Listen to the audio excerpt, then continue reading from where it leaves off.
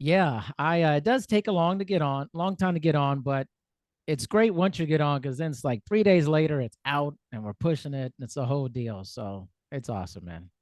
Sounds good to me. I'm excited to be here. Yeah, happy to have you here. And I see all the Mets stuff up there, Bob. Yeah, everyone's got a cross to bear. That's mine. I was a big Mets fan growing up, huge And Mets what fan. happened? Well, I don't know. I like after '86, I kind of dropped off from it. Oh, For well, I honest, mean, that's a nice life, huh? You just I get right at the know. top and drop right off. My parents are We hit from New York. They're from Long okay, Island, okay. and I'm from Long Island originally. okay, so they're from Hempstead.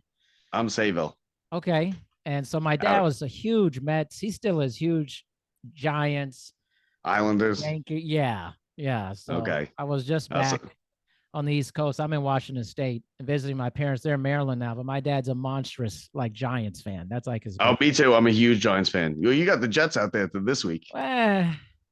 You got the Jets out there playing in Seattle this week. But yeah, I'm a huge Giants fan. I'm thinking about maybe going to the game tomorrow. I haven't decided yet. Okay. If it's going to rain, I might not. But I yeah, mean, that's it's a what I big do. game. What happened? It's a big game, man. Oh, it's a big yeah. Well, yeah, it is. It is a big game. It's for the play. I mean, if they win, they're in the playoffs. So Yeah. we'll see. My teams generally don't win much. So You're a long suffering fan, right? long suffering, long suffering. And like I tell people, I go, I didn't choose to be a Mets fan because why would anybody ever choose this? But I love it. I'm a Giants fan, Rangers fan. I live and die with them. I love my sports, I love my job, and I love my wife. I mean, those are good things to be loving. That's what it is. Man, well, we connected. I want to tell the audience we connected through Reddit actually a long time ago. And you were looking to get on to talk about your job as a corrections officer at Rikers Island, right? Yes, I am. Yeah, the sports is just my hobby. I have a podcast of sports. That's my hobby. My career is I'm a correction officer on Rikers Island.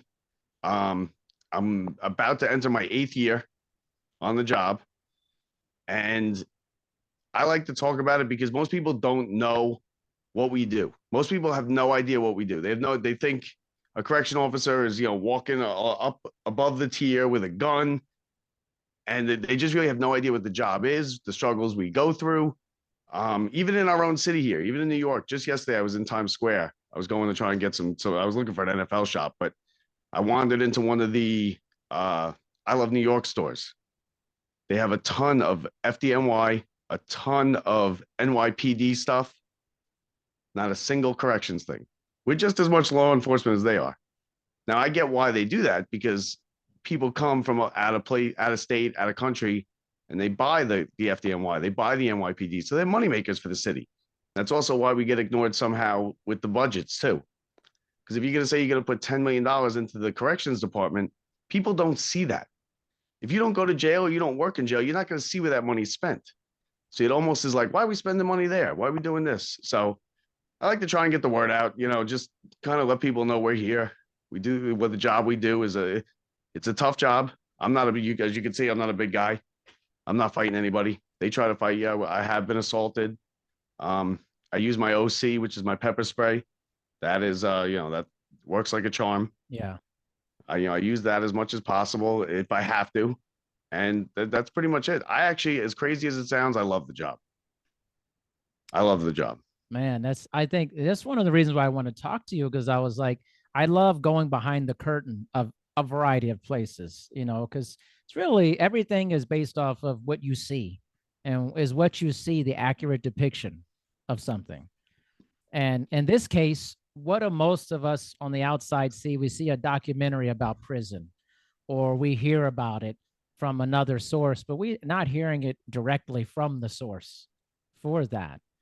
So, what do people say to you when you say you're a corrections officer? What's their impression of your work? Um, for the most part, people are generally nice. Thank you for your service. I do get Yeah. that, but I know that they say that to me. They're not going to say, I know what people really do. You beat up the inmates. You Mm. do, you guys are lazy. And listen, we work 20 2 years ago during the pandemic. We work in 20, 23 hours every day. Whoa. I still right now work 16 hours almost every day. It's doubles every day. It's forced Wow. overtime. You do your 8-hour tour, and then what it is you get stuck. It's forced overtime. You'll be walking out, and they'll be like, no, I need you to go here. Because now in the jail, you need an officer on every housing area, every unit. Okay, so if I bang in sick to work, someone's got to cover the post that I was supposed to work. Now, if you have a neighborhood, right, and let's say there's 3 cops that patrol the neighborhood, one of them calls in sick, the other 2 can kind of cover it. Go answer calls over there, patrol over there every once in a while. We got to be there all the time. These guys are cutting each other. They're hanging up, which is hanging themselves. They're doing drugs. Someone's got to be on that post to watch them. So it's forced overtime. For my first, I guess 6 years, I worked the midnight tour. The midnight tour is like a skeleton crew because you don't need escorts taking people here and there. You're coming on in the morning. It's the busiest tour. So I would get stuck for overtime every day. My first, just for a quick example, when I started the job, it was like the salary was like 42,000 to start, right? Yeah. My first year, I made 80-something thousand dollars. Right. And people are like, oh, wow, that's great. Yeah, it's great, but it's not great because it's double the amount. Like, you don't want to make double your salary. That's too much. That's blood money. Yeah. It's blood money. We don't get meal breaks. I very rarely get a meal break. Very rarely. I'll go, 16, 17 hours with no meal break. The cell doors, for the most part, now they're fixing it now. The cell doors don't lock. They're broken. What? The way I describe Rikers, the way I describe Rikers Island to people when they say, how is it? What is it like in there? I say, have you ever seen the show Locked Up Abroad? Yes. Where a girl goes on vacation, she spends all her money, she puts a bunch of cocaine in her stomach to get money and gets caught in some third world country and goes to prison there. Rikers is worse. No. Worse. Oh. Yes. When it rains outside, it rains inside. There's no air conditioning. Oh. So in the summer, it's brutal. It's brutally hot. And now these guys are already upset. They're in jail. They're already problematic people. Now it's 100 degrees. They get to walk around with no shirt on, because they're the inmates. I have to wear my slash vest, my shirt. We got basically the same uniform as the NYPD. The shirt, the vest, the pants. It's hot in there, and that's what I'm saying. People don't see that we do this. Like, you could hear, even like me telling you, you could hear 18 hours, and you'll say like, oh wow, that's terrible. No meal break, 18 hours, right? But it's different if you see it. Now, I say like this to people. I say, imagine you were walking down the street and there's a bench and there's a police officer and he's kind of like this. And he's falling asleep. He's like, like that. You go up to him, you say, hey, how you doing? You all right? And he goes, yeah, I'm okay. Just, I've been here for 16 hours. The captain just called, said I got to hold it down for another 2. I haven't eaten or anything. I'm tired, man. I've done this 3 days in a row. You're going to go, what are you going to do? You're going to go across the street and get him a sandwich. And then you're going to go probably call the news. Nobody sees us. We see you. We see us. Gets to a point sometimes where inmates will be like, yo, you're still here? Wow. Oh, man, you want something? You want some chips or something? Yeah, it's like that. And that's why I like to get, that's why I like to get my story out. Yeah. Our story out, because people should know. People got to know, like, we're not bad people. We are law enforcement. I have a firearm. I don't have a fire. They also think you have a firearm in jail. Yeah. No firearm in jail. No firearm in jail. Wow. Absolutely not. Because it's me and 50 of them. They want to take that firearm. They'll take that firearm. Yeah. At any point, they could come and take over and, jump me. But, like I said, for the most part, and listen, Rikers Island is just a jail. Rikers Island is just the local jail. It just happens to be the local jail in the biggest city in the world. So what it is like, they're all detainees. They're awaiting trial. And a lot of them are in there for bad stuff. We get famous people that come in. Whoever gets arrested in New York City comes in and sees us. And there's also, it's not one jail. There's like 8 jails on Rikers Island. So it's just a big jail facility. So, and listen, I'm a liberal. I'm a Democrat. I'm a union government employee. So that's basically the definition of a Democrat. Right. A lot of people I work with are not. They're Republicans. I don't understand it. Because they think that oh, the Democrats hate police. Listen, I tell them, I go, listen, no reasonable person, Democrat, Republican, hates police. Right. Nobody does. No reasonable Agreed. person. No reasonable person does. Okay. But if you want to be realistic, you're a union government employee, You're right. Democrat. But Right. I digress with that. But yeah, it's crazy in there. Like I said, I like people to get to know what's going on in there, and know that we are law enforcement, and we patrol the toughest precinct in New York City, Rikers Island. It's amazing. It's in this day and age, we know the importance of sleeping well, eating well, all these different things, but this is counterintuitive. It's how can you be effective, like your most effective version of yourself at a job when you're completely exhausted? You're You not. know? You're not. Right. But the answer is you're not. It's hard. We get now. You gotta get used to it, as Yeah. bad as it is. If you look at the statistics, correction officers are one of the jobs where people will die earliest. Now, a lot of people stress it. They stress over stuff. I'm a very easygoing person. I don't stress stuff. Listen. I get what the job is that I'm doing. People will be like, oh, I'm not staying today. They're sticking me for overtime. I've done overtime 2 days in a row. Listen, you knew coming onto this job that there was overtime. Anything that's open 365, 24/7, and you need every post covered, there's going to be overtime. Yeah. That's just even if, let's say, we have enough staff to cover the whole thing, right? And then there's an assault, an inmate gets stabbed, and another officer calls in sick, and another officer gets hurt on the job. This guy's got to go in a hospital run. There's going to be holes that they got to fill. So there's always going to be some overtime. Some people like the overtime. I like the overtime. It's a good job. The money is good. We make good money.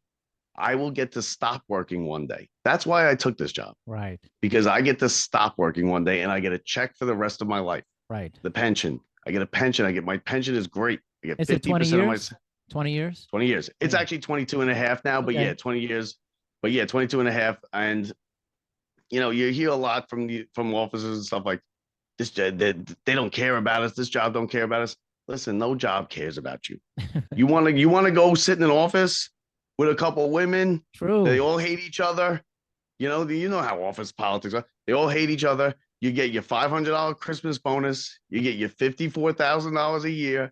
You'll get your week's vacation, and you'll work forever. Yeah. Me, I got to do my 22 years. 22 years sounds daunting, but it's really not. Because I just went to my I went to my 20th high school reunion 2 years ago, 3 years ago, something like that.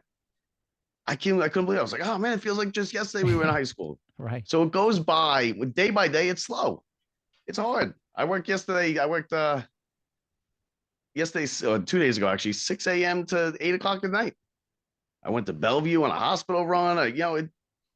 It's hard, but it's a good, and if you want to do that, you want to work an office job, go ahead. I tell them, Yeah.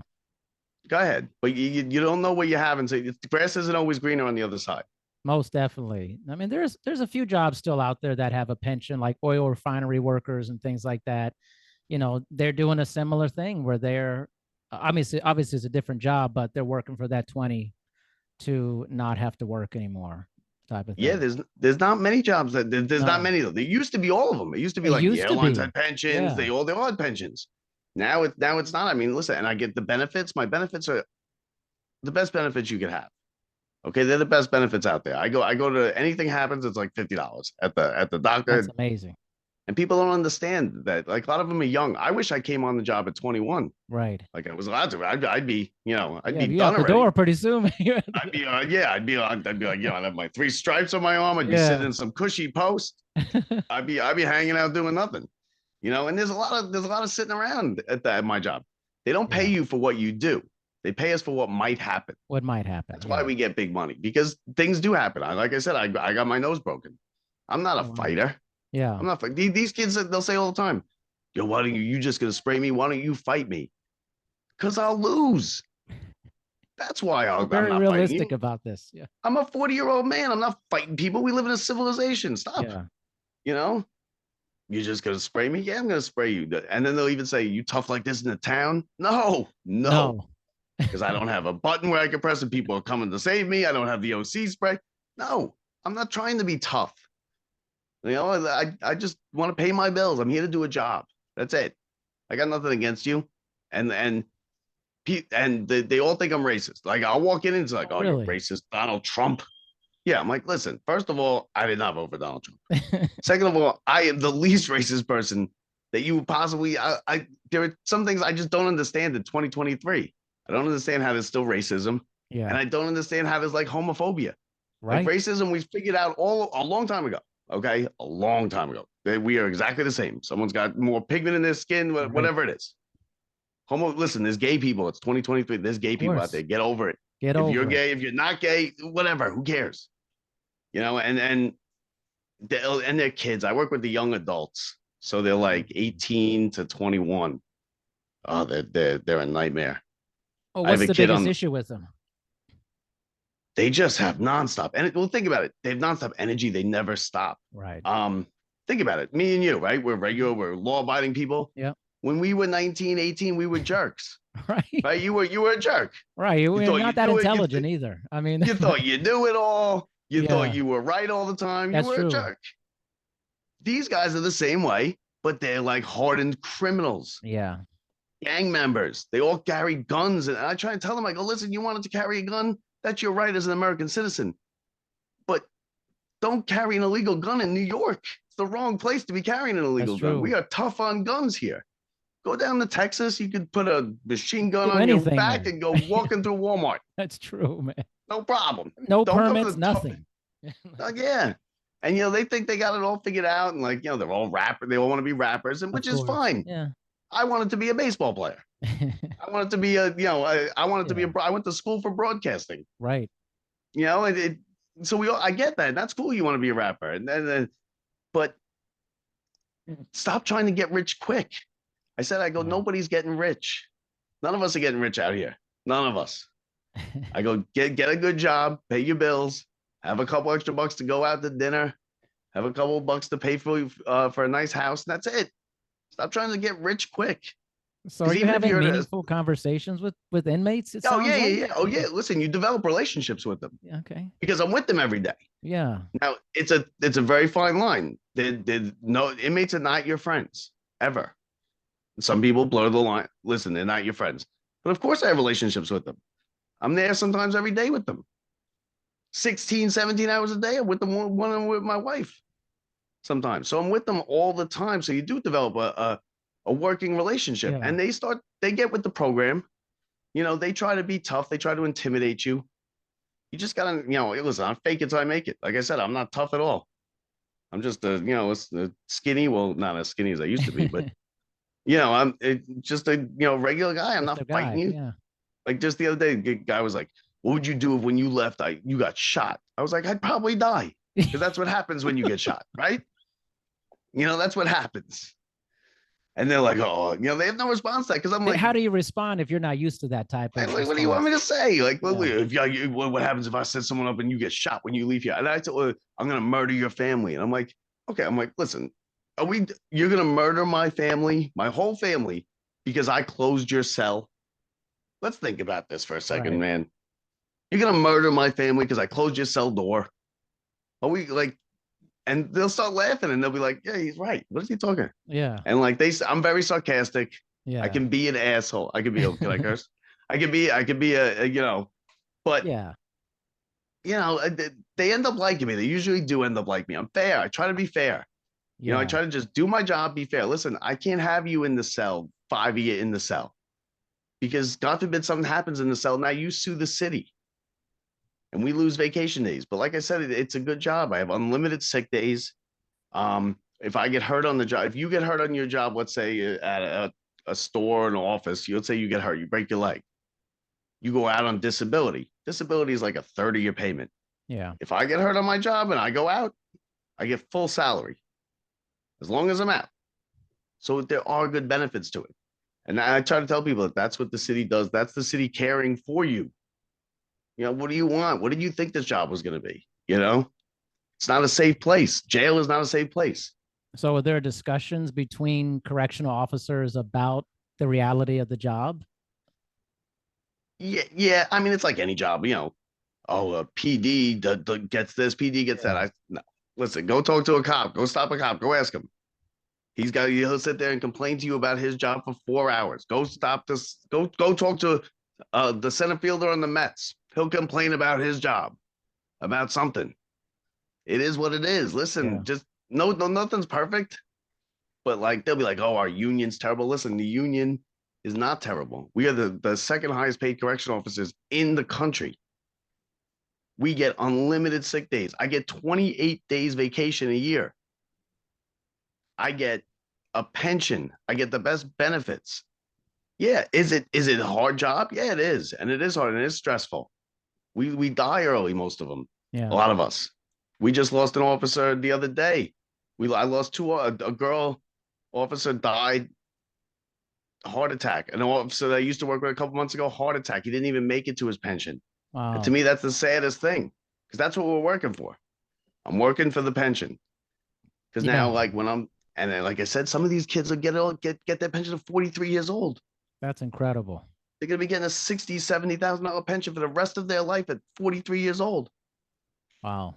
Like imagine that. I'd be done already. Like what Yeah. an idiot I was. Well, you think like Trying as to take comparison, maybe, when you're not used to what is actually happening in other environments. Say like the railway workers, right? They're like dying to get 2 days off. It's exactly, like you're getting exactly. 28 days off. It's 28 like, days off. 28 days off. Yeah, and like people and listen, where civil service it kind of breeds laziness. The way I explain it to people is I have no boss. Okay. If I come in late, let's say 3 days in a row, I fill out my late slip, I give it to the captain. They deduct whatever time it is from my pay or from my comp time, right? The captain can't be like, all right, you know what? You do this tomorrow, you come in late tomorrow, you're fired. No, she's not my boss. She's my supervisor. She's not my boss. Okay. There's also there's really no like stuff we have to do. Like there's a loose guidelines that we have to follow. Basically, don't make sure anybody's dead. No dead bodies on your post. You got to keep these guys alive because it's care, custody, and control. That's what a correctional officer does: care, custody, control. And so, do you see people all the time? They'll be like, "Captain will tell them to do that. I ain't doing that. That's not my job." And it's the same people that are like, "This job sucks, man. This job's." We're like, "Yeah, why don't you go to that office gig and try telling your boss I ain't doing that? That's not my job. Come in late every day this week. See what he says. Yeah. They'll just fire you. They'll fire you. You can't get fired. It's a whole process with the union they have to go through. Yeah. And then there's a lot of contraband in there too. People are bringing stuff in. Officers, civilians. It comes in through the mail. It's a lot of drugs. Yeah. There's a lot of drugs in there and like, they're a lot of drugs. These guys, I'll watch these guys, and how the Cash App, Cash App, right? Yeah, of course. Cash App is the official currency of jail. Are you serious? Yes. So here's how it goes. Here it is. You're in the house next to me, right? You have, let's say we're both inmates. You're in the house next to me. You're selling drugs. I want to buy drugs. So I'm yelling through the vents or out the window. Hey, I want this. I want this. What's your Cash App? You yell the Cash App over. I get on the phone to my girlfriend. Yeah. She sends the money to your girlfriend. You confirm that the money was sent, and then the drugs get sent over. Wow. Cash App I've never seen Cash App used so much. And these guys have a lot of things in there. They give them tablets. They have tablets. They're not like iPad, but they have podcasts on them. I had to look to see. I was like, is my podcast on it? And people get upset about that. Like, oh, they're giving them these tablets, and they have video games. They'll have like a PlayStation. And yes, I get it. You don't want them to have that stuff because they're bad people, whatever. But the kids also, what are they going to do? Right. It keeps them busy. There's nothing to do in there except cause trouble. They cut each other. They call it shoot. Oh, I shot you. They cut their face. And I'm like, what are you doing? Cutting someone's face like that? Like, come on. You're 19. Why? Because he's in another gang. These guys will be on the gates talking for days. I'll watch them talk. Good friends. They'll talk about high school that they went to together. That gate gets open by accident. They're going to kill each other. Dang. For no reason. Other than that, because the gangs, it's all gangs in there too. It's all gangs, man. Which is what stupid. About the rehabilitation programs? Is there anything like that? There is. Educational there is. I mean, listen, there's 80%. The recidivism rate is 80%, Yeah. which to me is absurdly I high. agree, man. Absurd, because it's Crazy. trash. It's trash. And these people, they'll be walking around, they'll be like, yo, this jail's for the birds. This is trash. I'm like, well, then don't come back. Get out there and get yourself a job. Okay.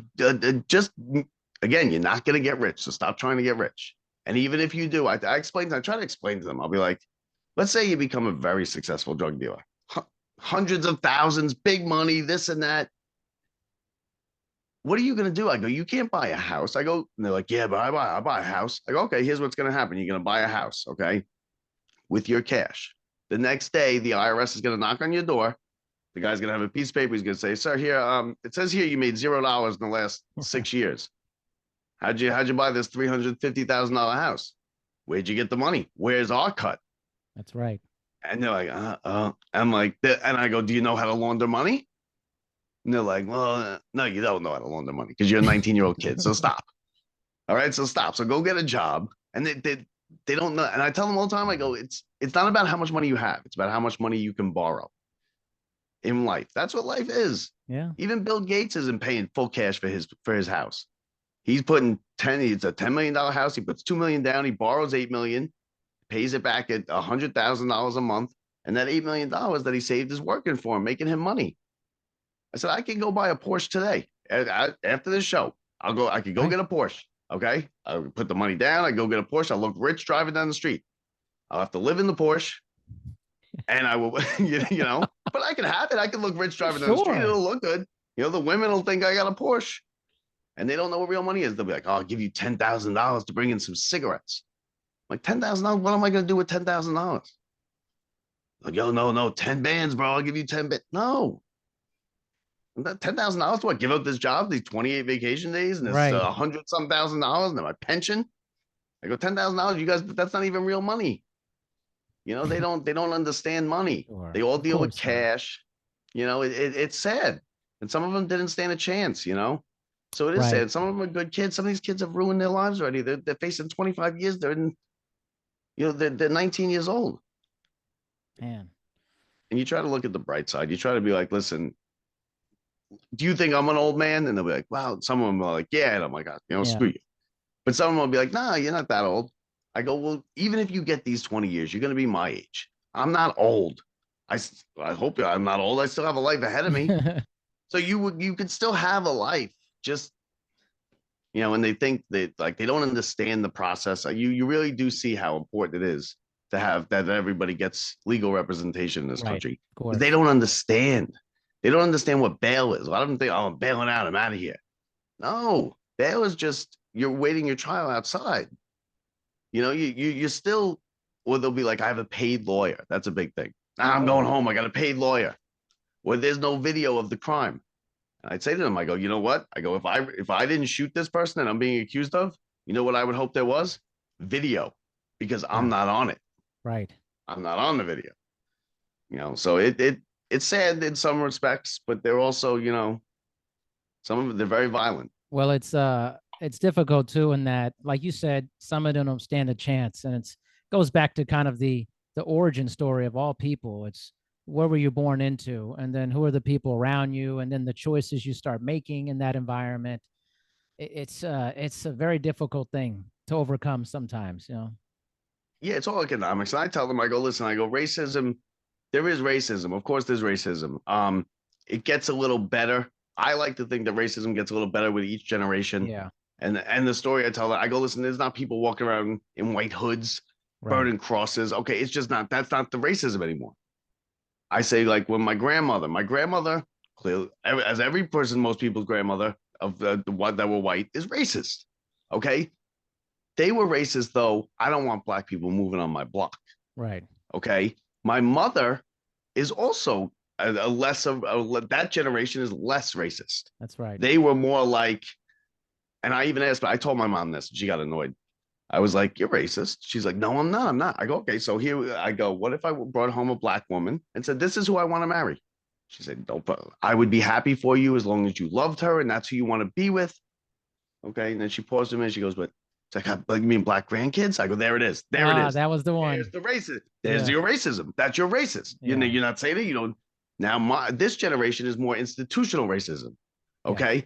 Inside the jail, it's about 80, I'd say 8 out of 10 are either black or Hispanic. Right. Okay. Now, Right. it shouldn't be like that. It should kind of be the demographics of the city. There's no reason what you tell me white people aren't out there committing crimes, because we Right. are. Of course. They are. Of course they are. It shouldn't be 8 out of 10 are minorities inside jail. It shouldn't be like that. It's an economic thing. They want fast money because they don't have money. They don't know Yeah. what money is. I didn't have money. My parents didn't have money, but we lived on Long Island. They had, they had bank accounts and stuff. And it's sad. And I try to tell them, because when you talk to them, you realize sometimes you'll see them joking around and fake wrestling and stuff. So they are kids, Yeah. and so I try, but I don't think I really get through it. I don't think it's hard to get through to them, when that's Yeah. all they know. Some of them it's part of the rite of passage of growing up to go to jail. Wow, man. Imagine that. Imagine That's it's just, crazy. oh, son, get through this. We all got to do this once in our life. Ugh. Like you'll hear that on the visit floor, and you're like, what? What do you mean? Like, and I tell people, you wouldn't survive 5 minutes. Even you, I don't know you from a hole in the wall except for this. You wouldn't make it 5 minutes. I know that about myself. It's definitely. I'm telling you. I'm not an idiot about myself. I'm very realistic like you. I'm just like, listen, Yeah. I'm not fighting anybody. I'm not trying this is not my thing. I want to thing. get punched in the face. Hurts when you get punched in the face. Well, here's a question. So this I think would be really interesting. Is like, I'm sure you're watching, media and TV and shows and documentaries. How unrealistic are the media portrayals of jail and corrections officers and wardens and things of that nature? I would say half and half. I would say about something like Law and Order, not bad. Okay. Not bad. It's not bad. And I'll tell you what, they watch Law and Order in there all the time. Law and Order, Law and Order, crazy, not bad. Actually. Yeah. Now it's different when they get to, like I said, Rikers Island is a different animal. A lot of people go there and they act up in there and they act like they do in there because it's like when in Rome type of situation. Yeah. My buddy, actually my co-host on my show, he works at the jail out in Long Island, okay? The Riverhead jail. He's a nurse out there. So some people will get transferred over there. Just they'll take him if we're overcrowding or whatever it is.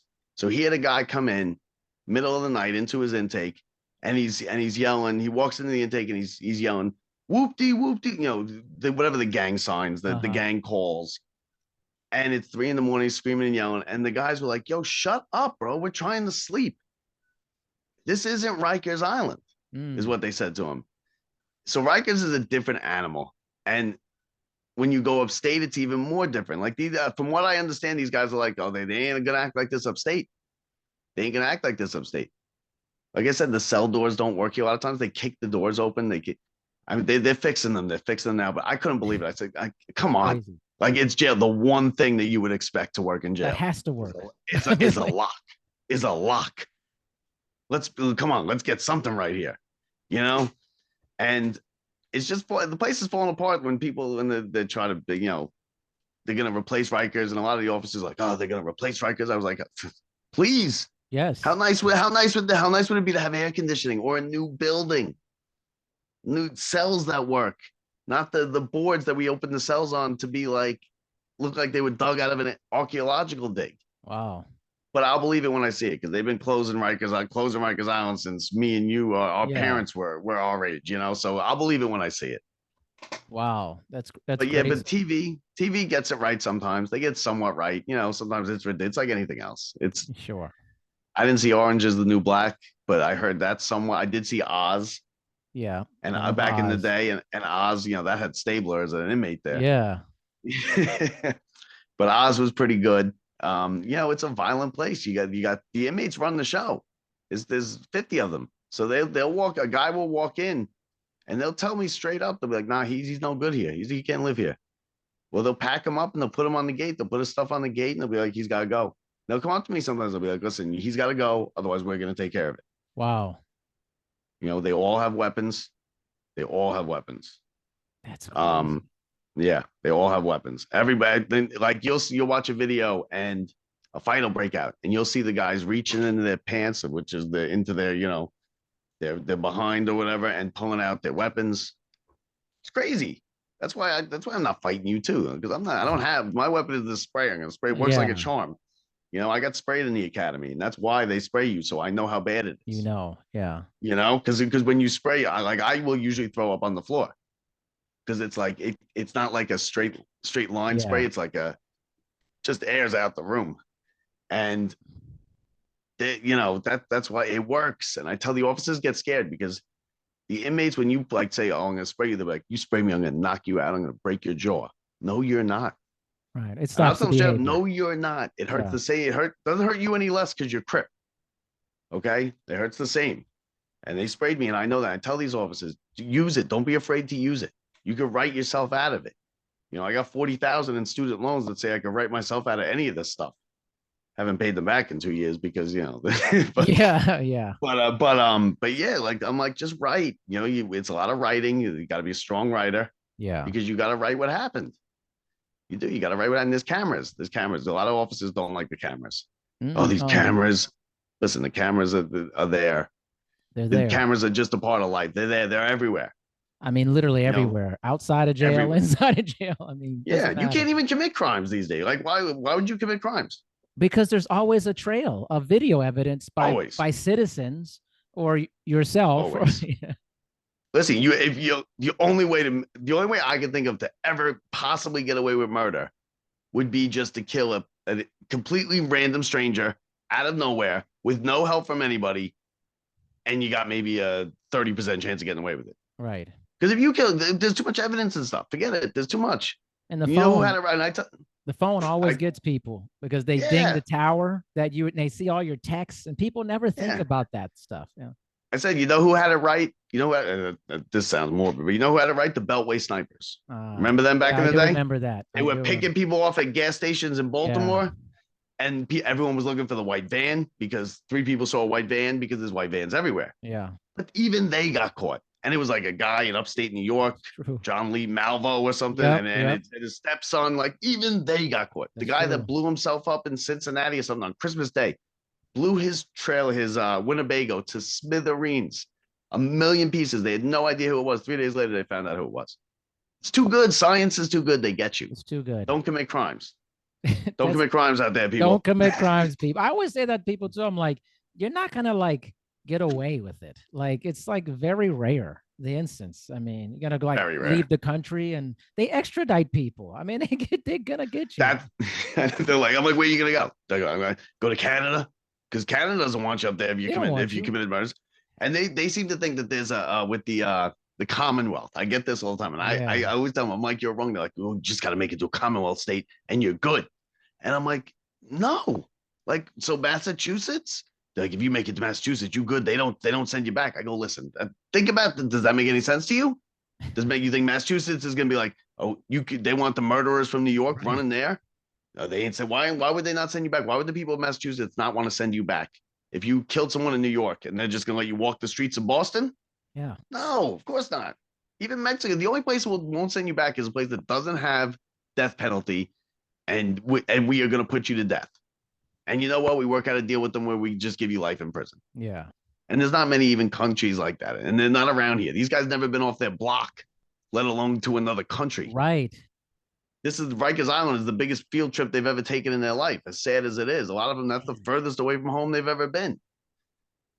That's great. And you could So almost say like their environment growing up was almost a prison in itself, but just didn't yeah, look at it that way, you know? yeah, that's why I say it's an economic thing. Like their mother, even let's say their mother was working hard, their father was working hard. Let's say they were even both there. They worked long hours to do the right thing, put food on the table, do the right thing. These kids would be in, let's say they're in the projects and they Yeah. see the fast money. Their mother might not have had extra money to buy Jordans. Okay. And when you're 10 years old, you don't understand that. All you know is Jimmy has Jordans. I want Jordans. Why can't I get them? So what happens is the guy outside that's selling drugs comes up and he's like, yo, hey, listen, I understand. You want those Jordans, bro? I got them for you. Here, take these bags. Go stand over there. When I'm going to send people to you, just give them one of them. And that's it. Now you're in. Because you got a couple $100 from this guy. He gave you all this money. Your mother can't give you that money, even though she's doing the right thing. Yeah. She can't afford the Jordans or the new video game. And now they're hooked. Now they think, oh, it's fast money. Now it's all fast money. They don't want to work for money. Right.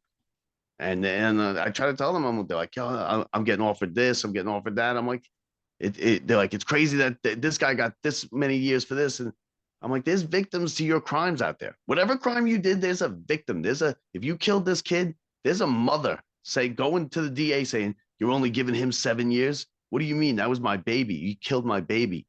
I go, so it's not, there's both sides to this. You guys got to understand that. And the justice, they don't understand the justice system. Yeah, of course. They really don't. They don't understand it. And you try to teach them.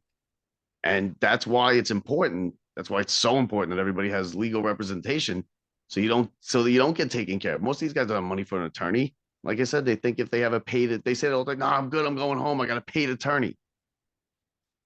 Okay. You know who I would want? I'd probably want the guy the paid. Like he got this guy and this guy off for murder. Okay. So I want the guy just out of law school who wants to become that guy. Yeah. Because he's probably hungry. He's probably hungry. That guy's already made a name for himself. He's charging you a $50,000 retainer. Right. And they spend all their money on drugs. I watch these kids spend $1,000 sometimes on my tour. Damn. I'm like, yo, where are you getting this money? Seriously. And who are these girls? Because they're selling drugs. They're selling drugs out of the town. And the prices are way up in like a cigarette. Okay. A cigarette is $100 in jail. God. Because they're not allowed to smoke. So they get cigarettes in. They're $100 for a cigarette. Okay. So, and I try and tell them too. I go, listen, nobody smokes anymore out in New York. Out in the public. Yeah. Nobody smokes. They priced us all out of it. I used to smoke. They'll be like, yo, let me get a cigarette. I know you smoke. I go, I can't afford to smoke. I'm a civil servant here. They're charging $20 a pack out there. I'm like, I smoked 20 years ago. They did a brilliant job of getting everybody. I don't know how they did it, but they did a brilliant job of. It's very rare to see people smoking. It's very rare. I don't know how it is by you. It's the same. It's almost weird to see someone smoking a cigarette. Exactly. It's like that doesn't happen anymore. No, and in my lifetime, which is not that long, I remember my mother pushing me through the supermarket smoking a cigarette. Right, of course. They used to smoke on airplanes. Airplanes, exactly. Airplanes. Imagine that. Now it's like, oh, smoking. There's smoke anywhere. I go, nobody smokes anymore. That's one of the brilliant things that never gets talked about. They took us all off cigarettes. They took us off cigarettes. And I remember when it happened, though. I remember that because I've lived on the West Coast a long time, and a lot of stuff like that originates on the coast, West or East Coast. Yeah, well, everything starts out by you, California, and by you. Right, and it was like restaurants first. Oh, you can't smoke in restaurants, and then they just taxed the hell out of it and increased the price. And you have to reach a certain point where the appetite is not there anymore. Yeah, it was done masterfully. Yeah, masterfully. And you walked in. I'm sure you have walked into restaurants back when you were a kid. Yep. Smoking or non-smoking, sir. That's exactly right. And they had the little glassed off smoking section. And there's a haze of smoke in the smoke. Haze of smoke. And my parents were like, smoking. But I mean, they would come in like. And I'm like that, and the other brilliant sociological thing that they got rid of is drunk driving. Now, of course, there's still drunk driving. But when our parents were in their 20s, it was who's good to drive. Right. Who's the least drunk? Who's the DD? Okay. Yeah. Not even designated driver. Who's the least drunk? That's true with that generation. Yeah. Who's the least drunk? And when you get caught by the cops, they throw your keys into the woods and tell you to walk home. Mothers Against Drunk Driving went to Washington, got the laws changed. Now it became taboo. Now it's like, what do you mean he drove home? He had 4 beers, and you become an outcast for drinking and driving. That's exactly they flipped the whole script on it. Yeah, I always found that Uber to be and stuff, and it makes it a lot easier. You take the choices. You make the choices hard to do the wrong thing. And and people got the idea that it's bad now. Like you wouldn't have been like, it would have been like, what do you mean he drove home last night? I can't believe it. And they laugh it off. Now it's like, what do you mean he drove out of the party last night? And it's the kids, it's peer pressure. That's true. With smoking, I mean, I remember cigarettes were $2.10 a pack. That's the cheapest I remember. $2.10 a pack. Man. And my mother used to send me up to 7-Eleven on my bike with a note. And they used to give me a pack of cigarettes. Are you kidding? How crazy is that? That sounds nuts. Imagine that. They don't even know O.J. Simpson. I had to explain to them how O.J. Simpson is connected to Kim Kardashian. They were like, "Who's O.J. Simpson?" I'm like, "Who's O.J. Simpson?" This is incredible, by the way.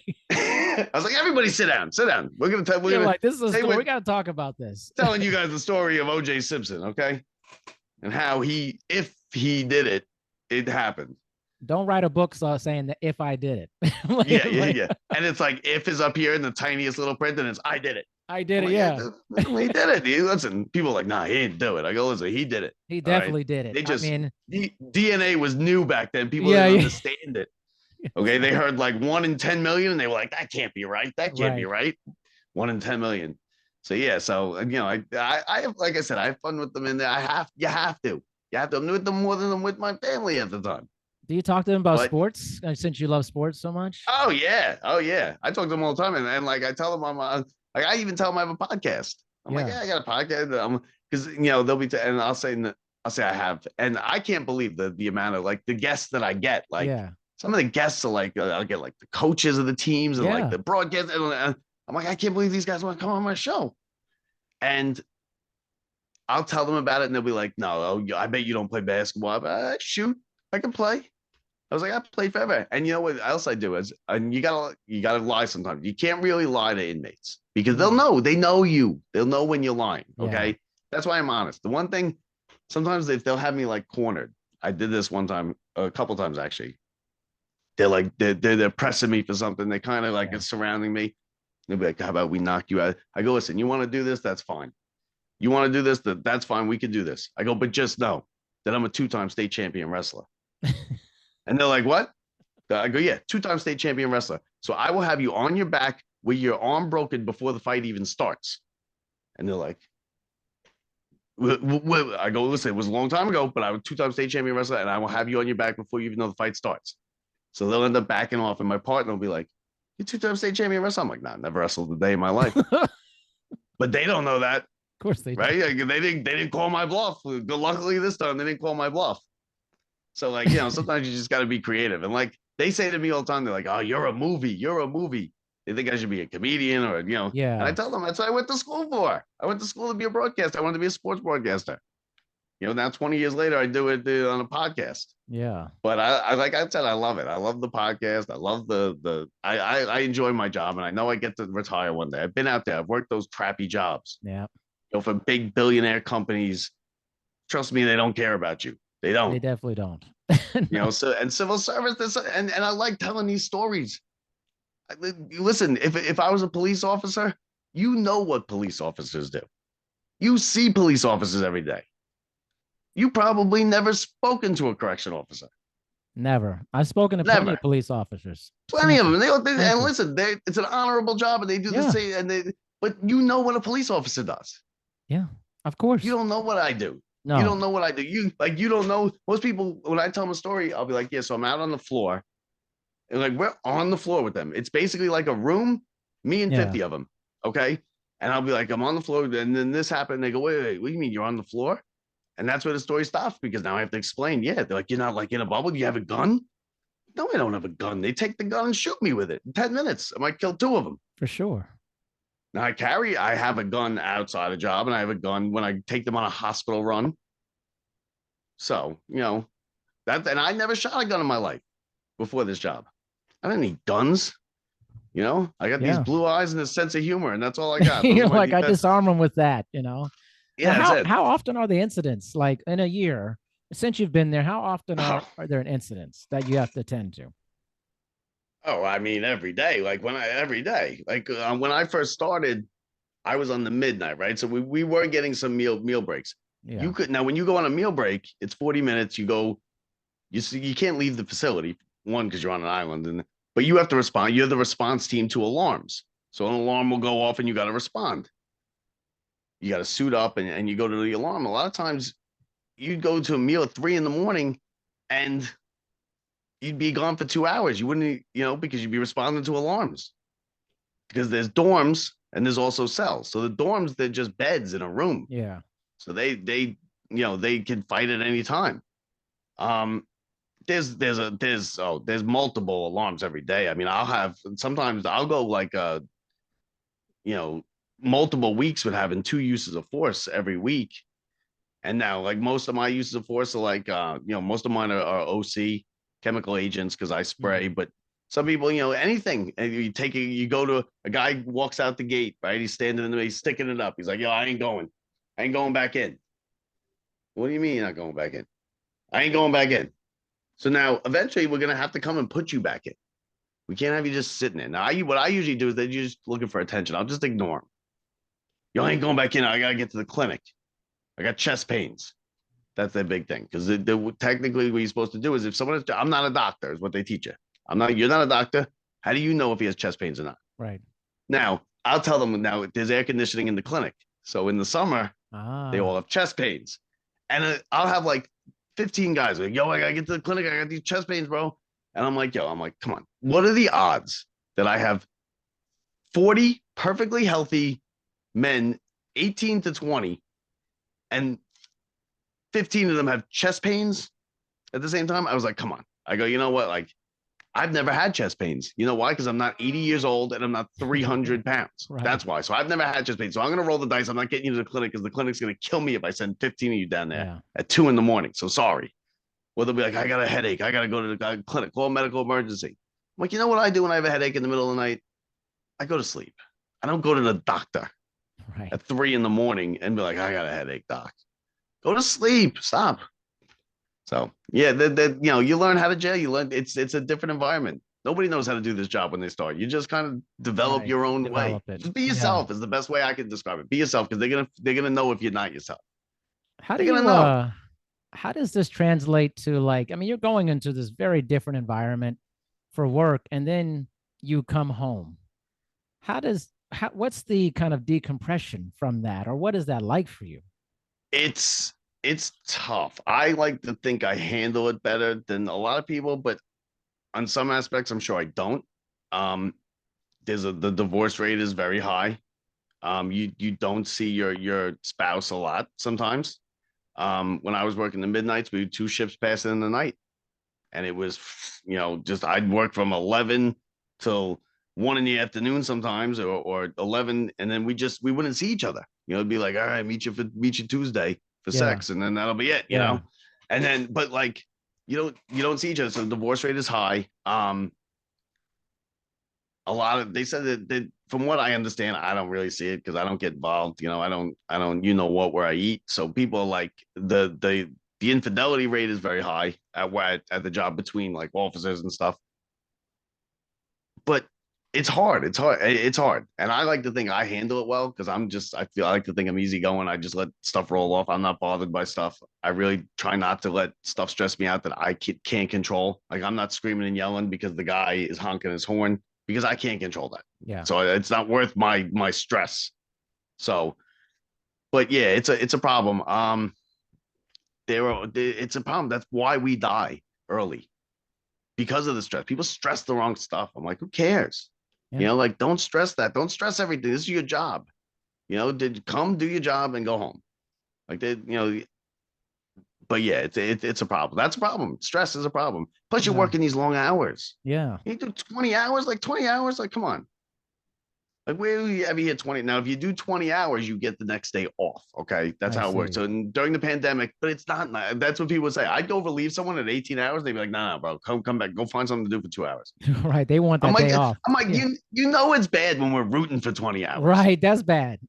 It's bad. Like, and you'd come in and you'd be like, 20 hours, it's not like you're going to the beach the next day, okay? After 20 hours, you come home, you sit on the couch. You usually don't even make it into your bedroom. You're out, knocked out. Yeah. You're knocked out. So it's not like we should be rooting for that. And with the overtime, it's hard, but the money's good. Like I say, we make good money. We got good benefits, and we only got to do 20 years. The job's not for everybody. The corrections, the job is not for anybody, not for everybody, but anybody can do the job. So the job is not for everybody, but anybody can do the job. Some of the best officers in the world are 5-foot little females.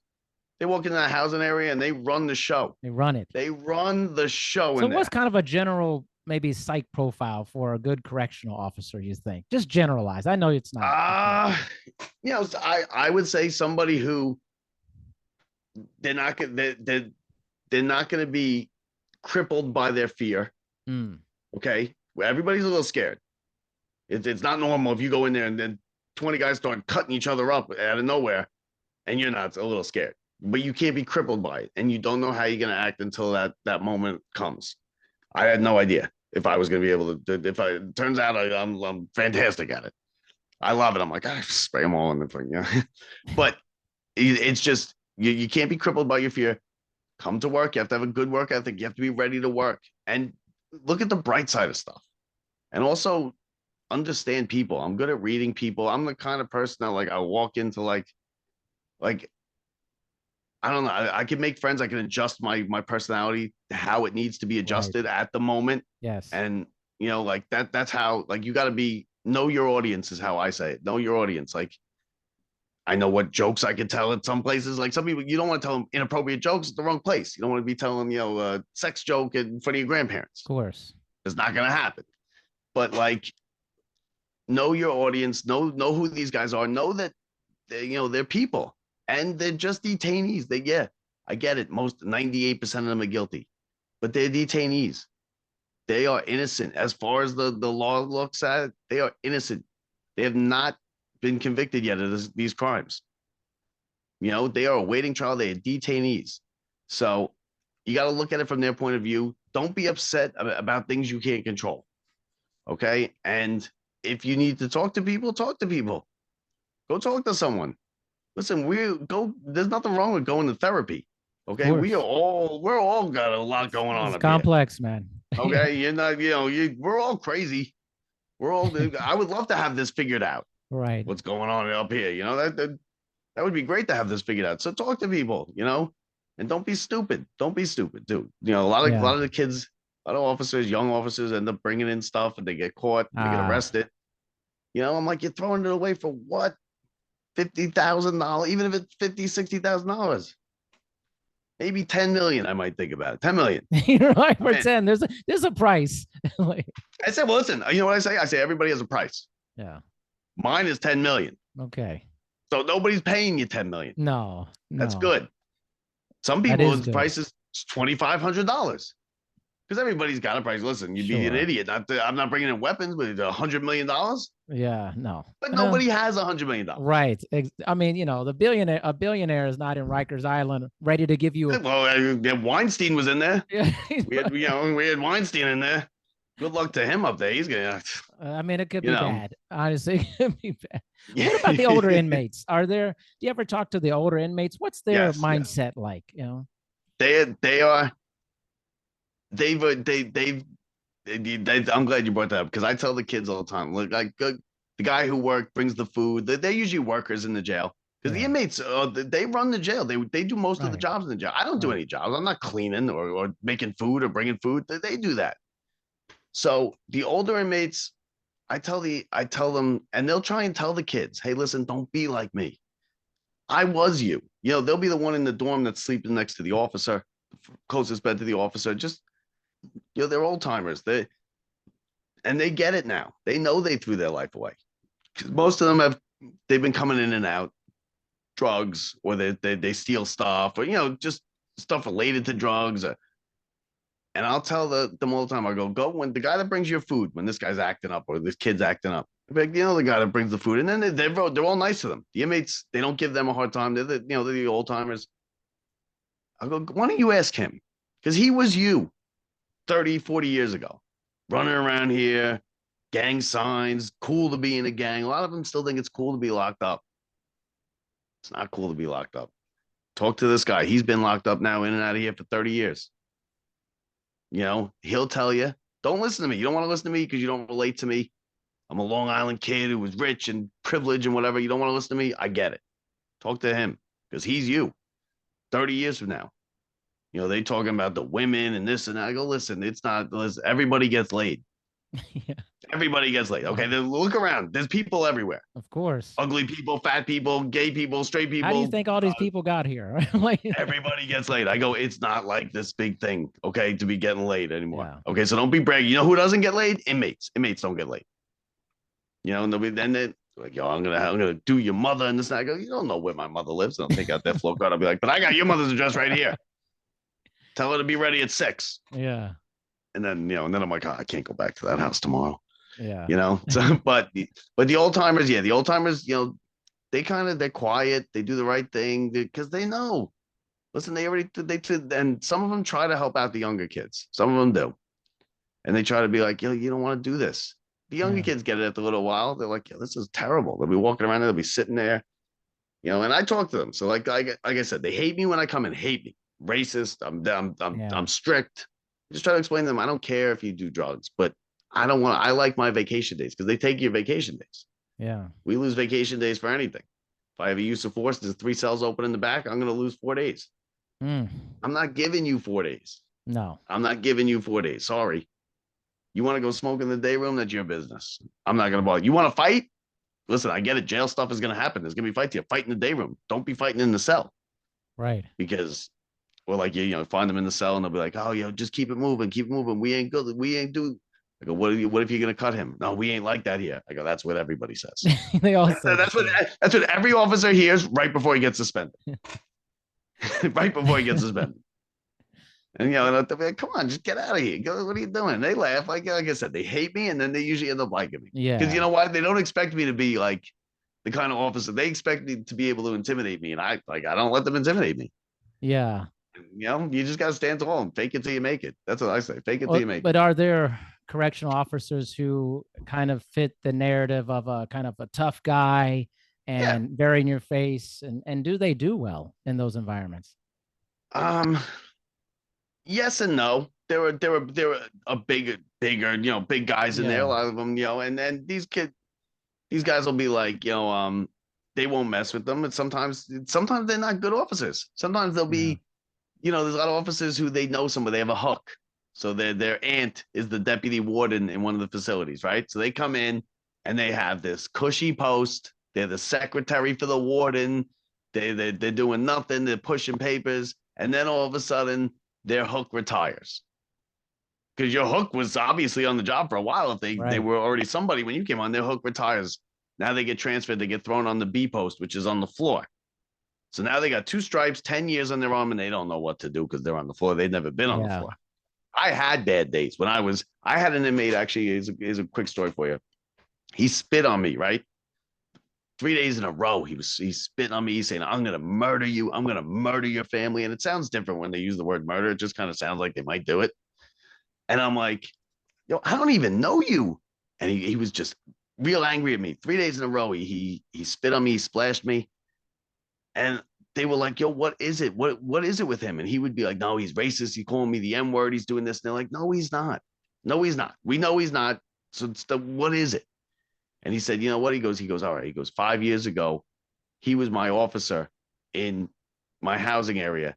And he gave an order to get me beat up and moved out of the housing area. So I pulled him aside the next day. I was like, listen, I heard what you think. You probably were in my housing area. You probably got beat up. When I worked that housing area, I was a year on the job. I was not ordering the bloods around who to take out in the housing area. There was me and 50 dudes. I was just lucky to get out of there every day. So, and I apologize. I was like, I apologize if that happened to you. I really do. I apologize. But I'm sorry. I wasn't ordering the bloods around. You think the bloods are like, I'm like, take him off the count. Right. Come on. And like, we kind of worked it out. Like, but he really thought that, he really thought that. So like, and to me, that's like, I don't want people to think that. I don't want him to think that I ordered to, but I had those tough days. And when you have those tough days like that, when you first start, now you can work anywhere. Right now, I can go to work any housing area, no problem. I will not have I'll have an issue, but I know what to do. I'll deal with it. Right. These new officers that work these cushy posts, all right, yeah, you're getting good, but one day you're a correction officer. You're going to be on the floor. Because when you walked out of that civil service test, if someone said to you, tell me what a correction officer is, you didn't describe admin or personnel or sitting in the clinic or warden's assistant. You know what? You described something that resembles being on the floor with these inmates. Yeah. So that's the job we signed up for. And if you don't want to do it, then I don't know what to tell you. But as long as you're fair to these guys and you do the right thing and you try to help them, a lot of the problems stem because they don't get their minimum standards. Yeah. Some of them go like a week without rec. Yeah. Like, that's not right. Listen, I don't care who you are or what you did. You deserve to see the sun sometimes. Of course. And I get it. They'll act up and I'll be like, listen, I get it. I get why you're acting up. You haven't gotten rec. I can't get you rec. We don't have the staff right now. The Yeah. staff didn't show to work. It's the weekend. Correctional officers don't work on the weekend. You should see the weekends there. It looks like they're closed. Wow. Jeez, man. Yeah. Wow. I tell you, it's just been pretty enlightening, man. It's just to learn. I'm glad you're telling this. I mean, more people need to talk about things that a lot of people don't know about, regardless of what the environment is, because it just helps people to understand the reality of a Absolutely. situation versus just watching a movie, hearing about it on some, thing that is not a good representation Yeah. of it. So thanks Yeah. for telling your story, Bob. Absolutely. Thanks for having me. Yeah, of course. Please tell everyone I can check out your sports show and everything too. Yeah. Man. Hey, listen, if you're a sports fan, the name of the show is Locked Up Sports. Our website is www.lockedupsports.net. Listen, I'm just as passionate as you heard me about jail. I'm even more passionate about sports and more knowledgeable. We have great guests. We have it's mostly geared towards New York, but we talk anything. We're funny, right? I'm pretty funny. I think so. I like to think I am, at least. So yeah, listen, check us out. We're anywhere podcasts are available. We are anywhere. We're on once a week, twice a week. We release a show on Friday, and then I release a weekend wrap up on Sunday. So check us out. We got a new one just released. We got a new one coming up tomorrow. Talk NFL, anything you want. But yeah, give us a check out. That's Locked Up Sports, and it's www.lockedupsports.net. And we also have YouTube and all the other things. But go to the website. That'll get you to everywhere you need to go. Fantastic, Bob. That was wonderful, man. Seriously, Awesome. That was fantastic. Yeah, Easy to talk to, man. Yeah. I like to make you feel comfortable. Yeah. Well, you know what? A podcast host talking to each other is great because you know the deal. You know how to fill the time, and you know how to. Well, there's a lot of bad podcasts. There's a lot of bad podcasts. No, there's a lot of bad podcasts. So I always tell people, I'm like, just because you want to do it doesn't mean you should do it. Like, if you want to be a host of a show, you got to have charisma, man. You got to be able to chat, hold a conversation. Come on, it's like. Yeah, well, I can tell, you had maybe 3 or 4 questions. You go with the conversation. Just talk to me. Well, that's what I do. You seem like the type of guy. It's like you like to talk, and you're going to tell your stories. I love the sound of my own voice. But like there's certain people that you ask them a question and they tell you something, and like a minute later, pulling teeth, and you're like, okay, I got to carry this conversation. Yeah, which is fine. Some people, it's like you gotta kind of get that out of them. You were not one of those people. No. You I didn't even need you here. You could have just said corrections officer, go, and I could have done the whole show. Right, exactly. But you did a good job. Thank you. But yeah, thank you. Yeah, you check out my show too. All right. Of course. Tell your pops to check out my show. Okay. Big Giants fan. Absolutely. Okay. I will definitely tell him. All right, Bob. Thank you, man. I appreciate it. Bob, everyone.